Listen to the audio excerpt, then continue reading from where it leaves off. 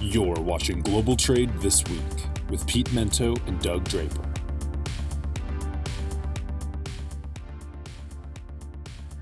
Hello, everybody, and welcome to another edition of Global Trade This Week. I was caught up in some mountain chaos last week, and Keenan and Pete did an amazing job, and now we're back together. And Pete is actually in what I would call the Players Club. It's kind of like a lounge outside of San Diego. So I'm not sure what's going on with those curtains behind you, my friend. But that is where you are, though, San Diego, correct? Yeah, I'm in San Diego. I'm actually doing this from my hotel room in San Diego at this beautiful hotel at the marina. It's sad that I have to be on my phone to do it today because the internet here is crap, which is a good indication of the rest of the property. I don't think anybody here would ever give this more than a 2-star review, but when you're asleep, every hotel looks the same, pal. Everyone looks the same. Yeah. So, well, not every hotel's curtains look the same. So, that's an A+ right there. I can ask them where they got these, Doug, if you want to put them in the new crib. Yeah, maybe. You want me to go ask? I think I'm good. I don't think my wife would approve, but I appreciate you asking. All right, cool. Yeah. Well, let's get this thing ripping, man. What do you got? You're up first today. Yeah. So we had talked a lot about this earlier on in the year about how the Red Sea situation could possibly cause issues with marine insurance, and boy, howdy, has it ever. So Gcaptain, Gcaptain, I can't recommend it enough as a follow on Twitter, or just as one of those daily news sweeps you do, put out an article on Friday or Saturday, can't remember which day it was exactly, that was getting into an interesting phenomena regarding war risk insurance. So war risk insurance right now to transit the Red Sea has gone up an unbelievable amount. So depending on what part of the article and whose professional you want to believe in, it can be anywhere from 700% to 1,000%. To put that in, Pete and Doug terms, it's costing about $1 million now when it used to cost anywhere from $70,000 to $100,000 to insure a vessel. That is a lot of money. And although it's really probably not going to have as big an impact on the ocean container industry, it will likely have a pretty significant impact on the tanker industry, where there's still a lot of tanker traffic going through. Again, just about any move on Gcaptain or looking at Salmar Garcia, the guys on Twitter, they'll show the vessels that are transiting every day. And right now it's mostly tanker traffic. That increase in cost, of course, is going to be passed on to the people moving the cargo, which will eventually get passed on to us. So yeah, man, this is a significant increase. You're talking about real money. And as a tax increase, as vessels continue to get hit, it's only going to go up farther, buddy. Yeah. Well, you said it. It's war risk insurance, and there is a war going on in that region, right? Yeah. It's crazy. I don't think the general public would understand the amount of money that you're speaking of, or how that relates. So that's crazy. There's all, and my first topic I'll jump into a second is also related to that, and I think it's just the trickle effect, unintended consequences that are starting to materialize and everything. But that's insane. The question, Pete, is it going to go down as fast as it went up when things get resolved, or what do you think on that?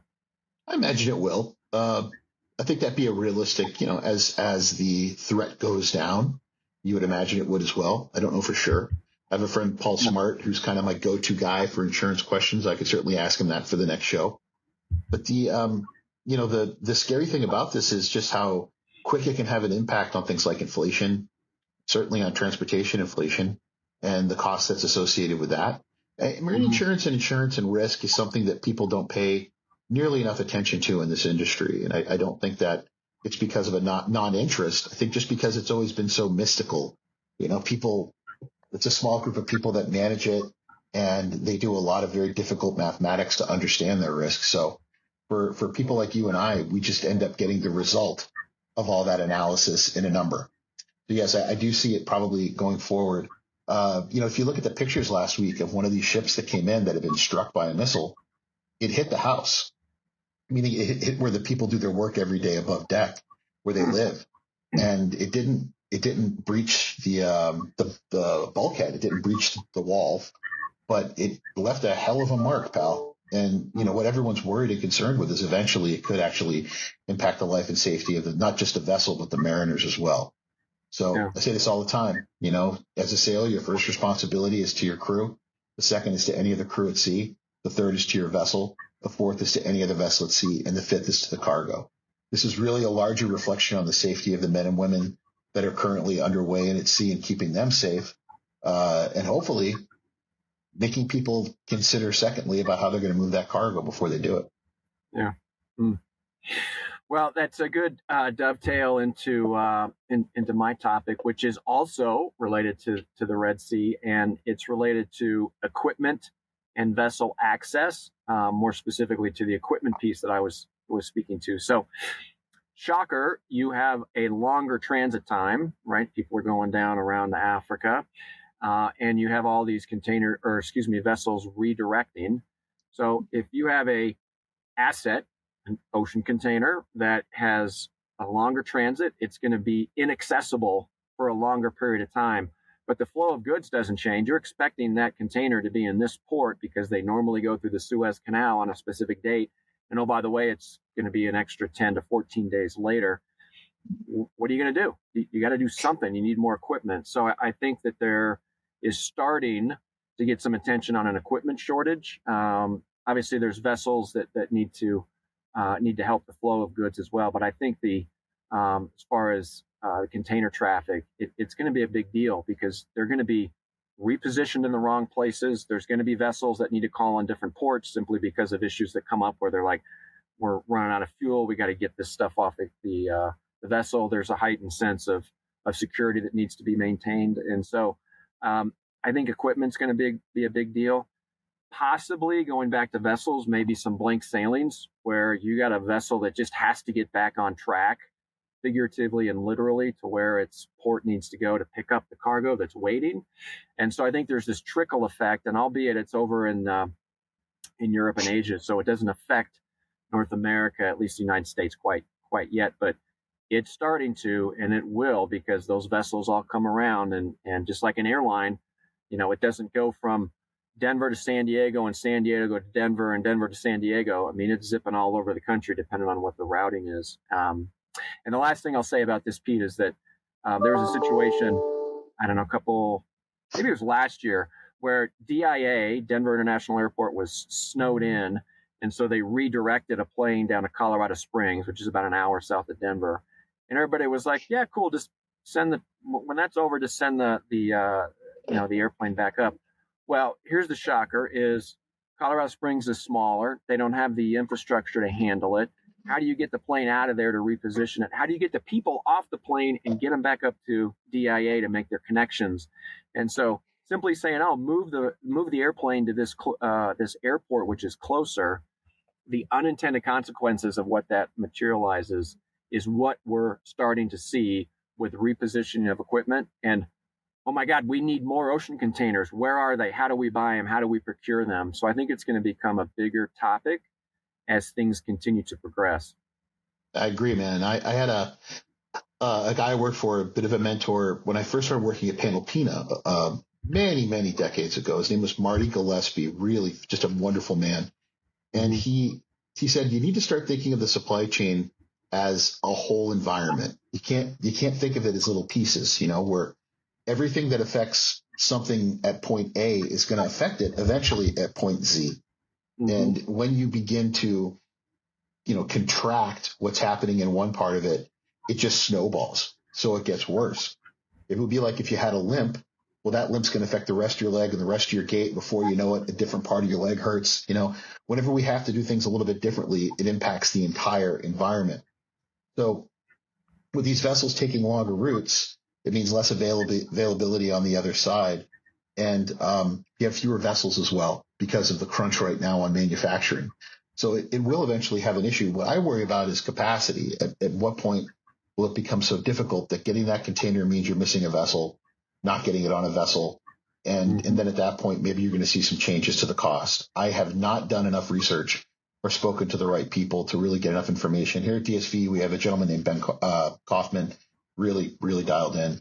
I know that they've been watching it very closely, but this is on everyone's top of mind right now. I think it's going to stay that way, buddy, until it's over. Yeah. Well, if your leg has a limp and you're walking away, I tell you what, you can't be a Kaiser Soze, right? No, Kaiser Soze, buddy. Yeah. I don't know how many people are going to get that joke but me and you and maybe 5 other people, but that's cool. Exactly. Sometimes they're just for us, Doug. Sometimes they're just for us. That is. It's exactly right. And what another fun time is just for us, Pete, is halftime, because we get to talk about whatever we want. It's brought to us by Cap Logistics. They're the platform and the folks that bring this show to us every week. So I want to thank caplogistics.com to check them out. So anyway, you went first, so let's see your halftime. And my halftime is very personal this week, man. I'm telling you, I have been flying a lot since I took this new job, and with that comes being on airplanes, and being on airplanes means the reward system. So when I was with C.H. Robinson, and probably before that, I did most of my flying on 2 airlines, and that was American Airlines and Delta. I have flown over 6 million miles with Delta Airlines in my career, which is preposterous, but I was going overseas so much. A lot of that's probably reward miles, but still a ridiculous amount. And I can remember being a diamond with them. I remember being the concierge key with American Airlines, and they treated me so incredibly well. Well, now, years later, what the airlines have realized is a lot of people fly, and there are games that we play with our miles. So they're just making it really, really hard to gain status and to get the perks that come with it. I flew a red eye back from Seattle last week. I flew from Seattle to San Francisco, and then from San Francisco home. And I was in the middle seat for both flights on United. I've been flying United consistently. I mean, at one point I had the 1K. But right now, after all the flying I did last year, so I was in this job for 6 months. I was unable to obtain the next level up. They sent me an email yesterday saying that for $2,200, they'd be happy to bring me up to that next level, which I'm not happy to pay that kind of money. So my complaint here is that for frequent travelers that are traveling every week, multiple flights a week, there should be some way of keeping me there, because I live and work out of Washington, D.C., and that means there's really only one carrier out of Dulles, and that's United, unless I want to go to the commuter airport closer to D.C., Reagan, which I do love that airport. But honestly, man, it's killing me. It's absolutely killing me the way that I'm just not getting the love from these guys. Yeah. I think you're right. It's just the fact that everybody's flying, right? I'm Premier Silver on United, and I'm like, hey, I'm kind of a big deal. And I walk up there in the upgrade list. I'm like number 17. And I'm looking around. I'm like, there's 17 people here that have. So you're right. Yeah. It doesn't help that you live in probably one of their biggest hubs either, man, like Newark and Colorado. And then any of the West Coast airlines, like, you're going to be number 510 on the upgrade list, sitting in the middle seat. Yeah. Well, the TSA pre-check, I'll give that thing credit all day long. Love it. Love it. Clear is fantastic. Yeah. So, all right, man. Here's what my do you got, bud? Yeah, it was related to a story that popped out on Friday about Sports Illustrated. Right. There was basically the thing is, are they closing down? Right. 70 years of history. There was a notice that came out that said almost all, if not all, of the employees at Sports Illustrated said you no longer have a job, and it could be the end of an era. So like almost all the employees were terminated, and there's been great memories. Everybody has the Sports Illustrated. I'm not even talking about the swimsuit edition. I'm talking about the stories, the sports stories that have been out there. And 2 things that struck me. One is there's a guy named Rick Riley, if you remember him. Yep. He was a CU grad, University of Colorado. He actually wrote for the Boulder Daily Camera when he was in college, and he did some work at the Denver Post. But that guy, he was, what was he called? He was like the back page columnist of SI. Yep. Every week, was great. Back page. He was witty and funny, and he was relevant to the topics, and phenomenal. I mean, that was the one guy that popped out at me. But there was a guy, another gentleman named Mark Conrad, and you and I don't do a good job, at least I don't do a good job of referencing some of the stuff that we talk about here. But there's this guy named Mark Conrad, director of sports business concentration. I'm not really sure what that is.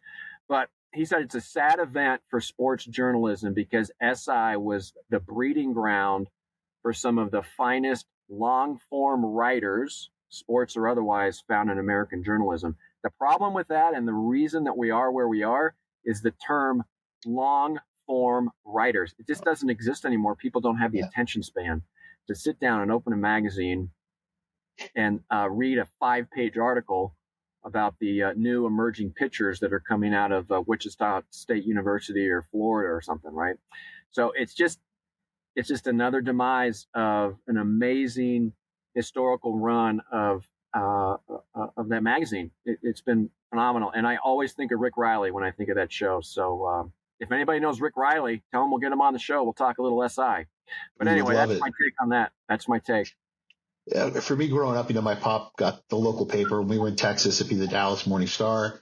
When we moved up to New Hampshire, he would get both the Union Leader and the Boston Globe. And my dad was a voracious reader of journalism. And I remember every morning I would take the sports section and I would see what was going on nationally. I'd read box scores and I'd look for the local stuff that was going on for my own teams, hoping that one of my friends was mentioned. God knows I never was. But when Sports Illustrated came every week, it was different. It was like the elevated types of insight in national news stories and these awesome pictures of people that I really emulated as a young athlete, as a young guy. And then also I love the section where they would say, around the country, these college and high school students. I love that. Just even though I didn't think I ever knew anybody that made that list, it was just awesome, right, to see them locally. And then ESPN, the magazine, came out in the 90s, and that was a little more to my taste as a consumer, but I still read SI. And I realized when I saw your topic today, I don't really remember the last time I read Rolling Stone, Sports Illustrated. I still physically get a copy of The Economist, and that's probably the only physical thing that and Foreign Affairs. Those are probably the only two I ever get that are still physical. But I get all of my sports journalism from ESPN.com, Barstool, and I read it all there. And you're right. The coverage we get is very small, and they're generally pushing you towards video. So it's sad. It's another one of those things we're seeing go away with just long form journalism. And it really sucks, man. It just sucks. Yeah.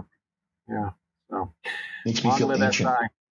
Yeah. I can remember Sports Illustrated had a April Fool's issue. Do you remember when they had the pitcher that pitched barefoot that had gone to Tibet and he threw like 120 miles an hour? Do you remember all that?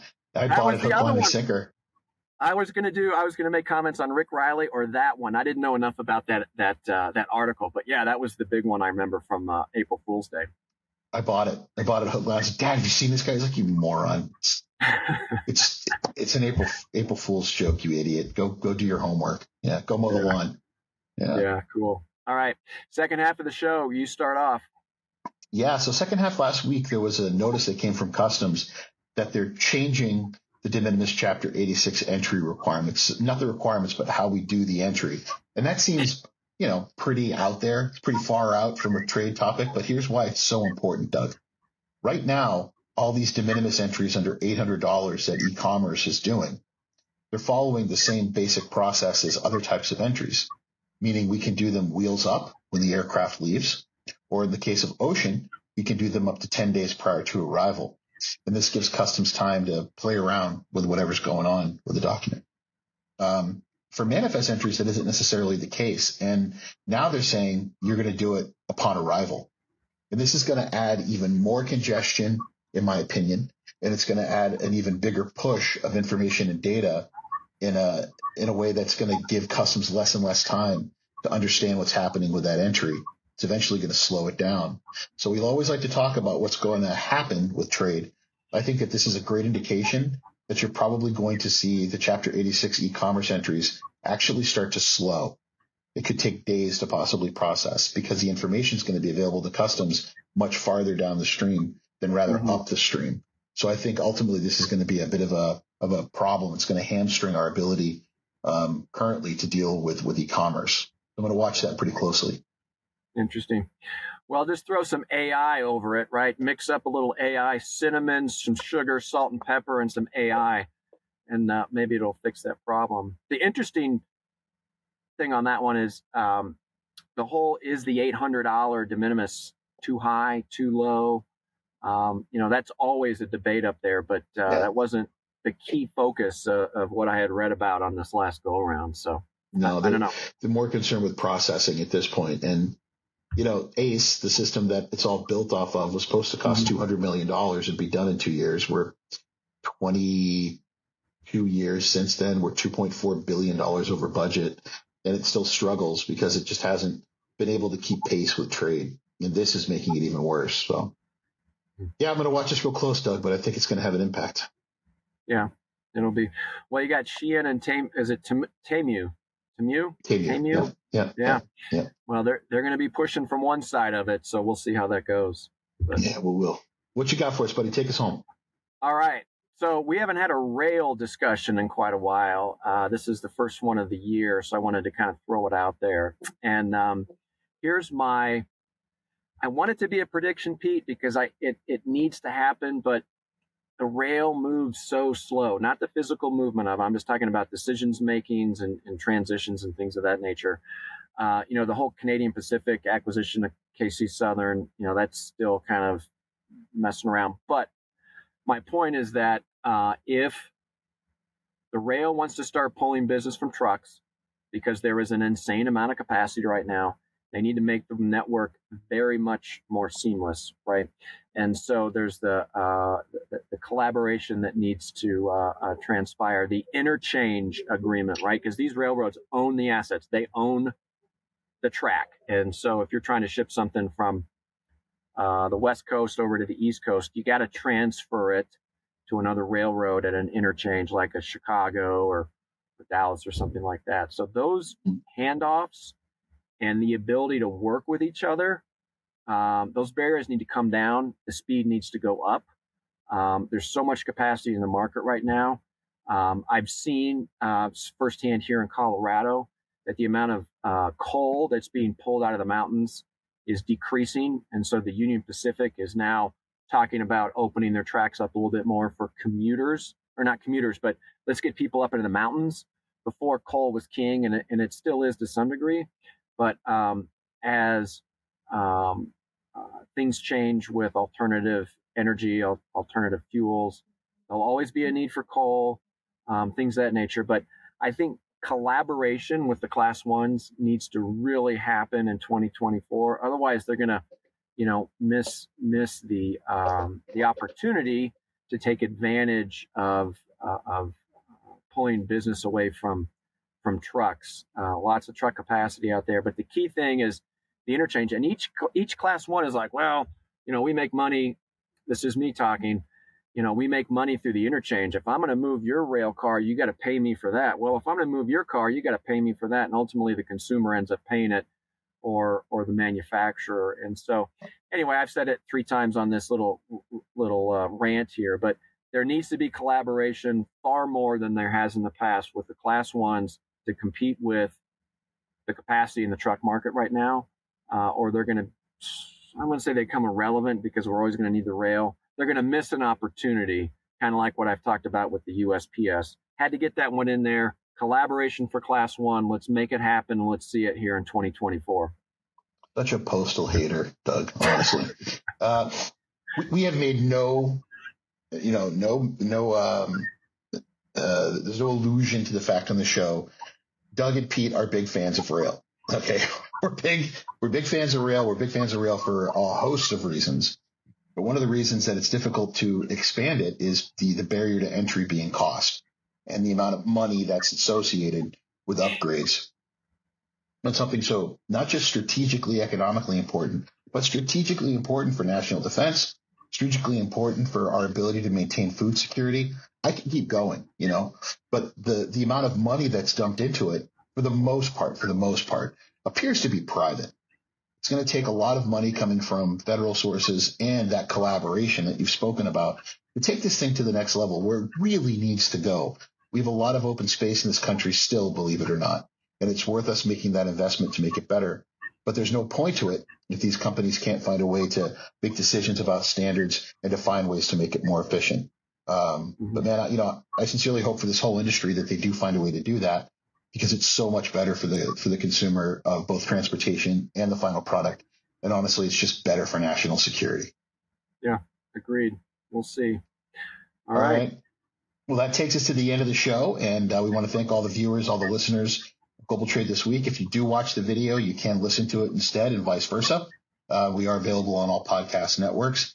I want to say thank you again to our great friends at Cap Logistics who do support us on the show, even though, again, neither Doug or I work for the company. They have been incredibly kind to us by allowing us to continue to, speak our mind and talk about what we think is going to happen. A big thanks back to Keenan in the booth. He did a passable job last week with me. I can see some areas and opportunities for improvement, but, he's a young guy. He's still coming up the ranks. Hopefully one of these days he'll be ready for full time, but I want to thank him again. And thanks to you, Doug, as always, for a great show. We'll see everybody next week on Global Trade This Week. Peace. Excellent. Thanks, Pete. See you.